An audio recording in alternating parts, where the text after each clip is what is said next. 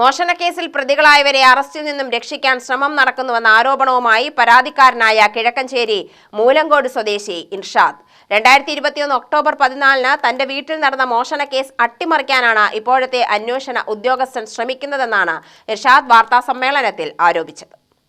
Vadakkanchery police സ്റ്റേഷനിൽ register ചെയ്ത കേസിന്റെ എഫ്ഐആറിലും എഫ്ഐഎസിലും മോഷണ മുതലിനെക്കുറിച്ചും മോഷ്ടിച്ച പ്രതികളെക്കുറിച്ചും വ്യക്തമായ തെളിവുകൾ ഉണ്ടായിട്ടും അന്വേഷണം കൃത്യമായി നടന്നിരുന്നില്ലെന്നാണ് ഇർഷാദിന്റെ ആരോപണം.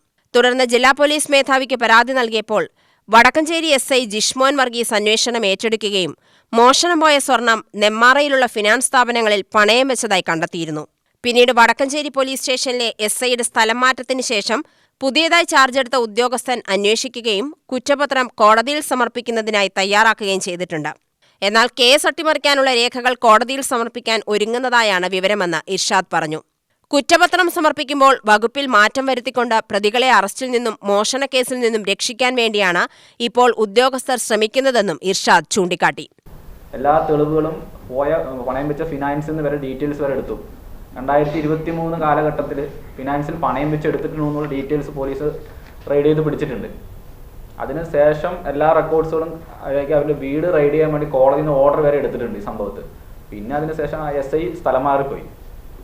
സ്ഥലം മാറിപ്പോയി വേറെ SI വന്നു. അതിനുശേഷം അന്വേഷണത്തിനെ കുറിച്ച് ചോദിക്കുമ്പോൾ സ്റ്റേഷനിൽ നല്ലൊരു മറുപടി നമുക്ക് ലഭിച്ചിട്ടില്ല.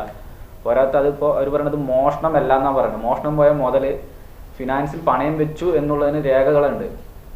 നെമ്മാറയിലൊരു ഫിനാൻസിലാണ് പണയം വെച്ചിരിക്കുന്നത്. അവർ വിത്ത് ഫോട്ടോ സഹിതമാണ് അവിടെ എടുത്ത് സൂക്ഷിച്ചിരിക്കുന്നത്. അപ്പോൾ ഞാൻ കൊടുത്ത ഫോട്ടോയും ബില്ലിൻ്റെ വെയിറ്റും എല്ലാം മാച്ച്ഡ് ആയിട്ടുണ്ട്. എന്നിട്ടടക്കം അതിപ്പോൾ IPC 380 വകുപ്പ് മാറ്റിയിട്ട് IPC 403 ആക്കാൻ അവർ നിൽക്കുന്നുണ്ട്. കുറ്റപത്രം ഒരിക്കൽ കോടതി കൊടുത്ത് കോടതി റിജക്റ്റ് ചെയ്തു. കാരണം FIRൽ കിടക്കുന്ന IPC 380 എന്തുകൊണ്ടാണ് കോടതി തന്നെ ചോദിച്ചിട്ടുണ്ടായിരുന്നു, എന്തുകൊണ്ടാണ് അതാണ് CC പിടിക്കാതെ രണ്ടാമത് റിട്ടേൺ അയച്ചു. അതിനുശേഷമാണ് ഞങ്ങൾ ഈ സംഭവം അറിയുന്നത്. കുറ്റപത്രത്തിൽ ഒരു വകുപ്പ് വ്യത്യാസങ്ങൾ വരുത്തിയിട്ടുണ്ട് എന്നുള്ളത് കോടതി വഴിയാണ് ഞങ്ങൾ അറിഞ്ഞിരിക്കുന്നത്.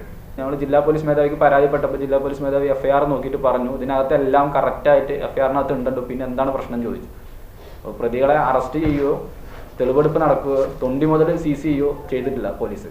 ഇതിൽ മഹേന്ദ്ര സിംഹൻ പറഞ്ഞ മുൻ CIക്ക് ബന്ധമുള്ളത് കൊണ്ട് മാത്രമാണ് ആ കേസിൽ പ്രതികളെ രക്ഷിക്കാൻ വേണ്ടി ചെയ്തതാണ്. വാർത്താസമ്മേളനത്തിൽ മെൻസ് അഡ്വൈസറി നെറ്റ്വർക്ക് പ്രതിനിധികളായ ലിനീഷ്, അസീസ് എന്നിവരും പങ്കെടുത്തു. UTV news, Palakkad.